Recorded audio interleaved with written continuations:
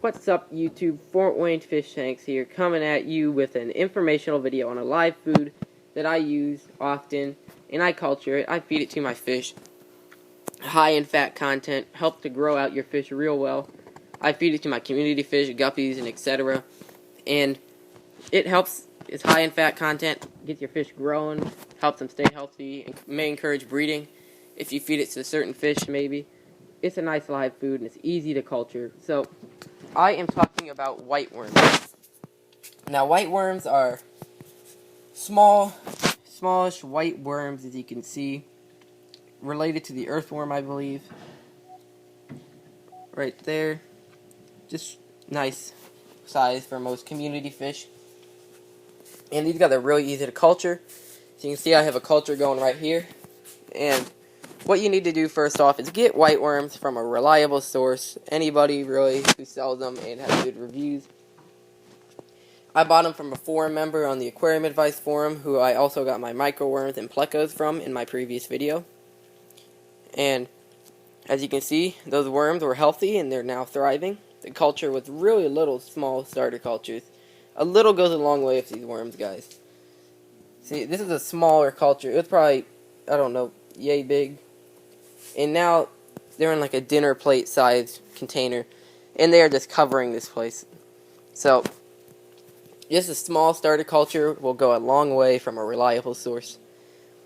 And first off, what do you feed them? Because, you know, worms gotta eat. So what I feed them and what many others feed them is just standard fish food. You know, your omega-1, you can use Tetra, Neo Spectrum. It really doesn't matter what brand. Just a fish food. You sprinkle it evenly across the culture every other day, and that gets them to this level of thickness or whatever, density.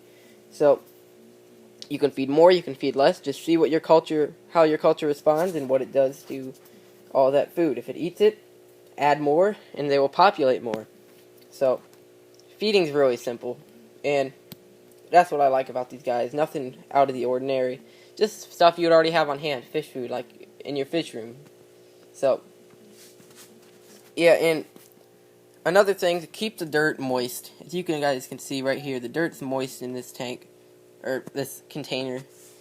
And that helps to keep the worms moist, gives them nice dirt to dig around, soft dirt. And it helps them overall. The more moist, the better.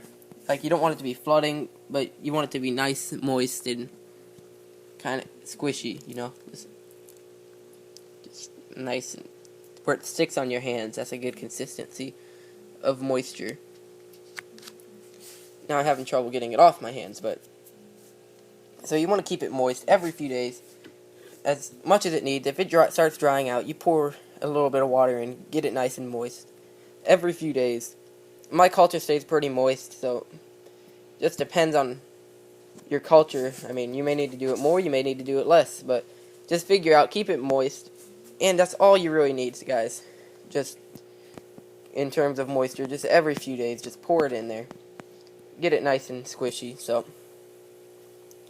another thing you want to do is keep them at 60 degrees, lower 70s. That's what I do in this basement here. Basement's colder than the rest of the house, just like most basements. And from my experience, this temperature works really well. You could probably go even lower, 50s probably. But I haven't tried it, and I don't really want to risk it because I'm at a nice temperature now, and the worms are responding great to this temperature. So, you know, just 60s, 70s. That's my experience with these worms, just that temperature.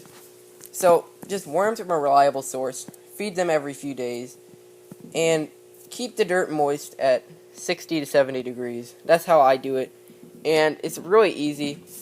That's how you, like, keep your worms alive. But if you want to propagate them, make them into smaller, separate cultures, it's easy as the other stuff. You just take a handful of dirt with worms, or a spoonful, whatever, and you just put it in here, in a smaller container. I use these Nightcrawler containers from bait stores, gas stations. If you guys go fishing, you have seen these before. They're nice, you know, nice insulated styrofoam. They already have air holes on the top. And they're just about the right size for a starter culture if you want to sell these. So, and they already have dirt in them too, so that's a plus. As you can see, I didn't take any of that dirt from my other culture. Just nice moistened dirt that came in the Nightcrawler package. So, if you got the Fisherman, just keep these and keep the dirt in them. Just take out all the worms when you're done. So, just do the same steps as before. As you can see, I just started this culture recently. There's a small density of worms. There's more than it looks. Just kind of have to dig around in here. There's some more. Kind of underground. But culturing these are really easy. And the fish seem to enjoy them. It's kind of hard to get these acclimated to the fish. If you feed them flakes, you know, the flakes float. These worms sink. So, they may or may not eat them. Depends. They're kind of picky, but when they do eat them, they enjoy them. Let's try it with my endlers here. I know the endlers tend to eat these up. Oh yeah, that big female there took a nice chunk of white worm there, and it really helped your fish out, guys. So I will be selling these cultures soon. That one's going to be for sale once I get it a little more dense with worms. So pretty easy stuff, guys. Great food. I really enjoy them. Micro white worms, not micro worms. I get the two mixed up. But yeah, if you guys want a nice fatty food for your fish as a treat, white worms are the way to go. So yeah, alright. Front Wind Fish Tanks, I'm signing off.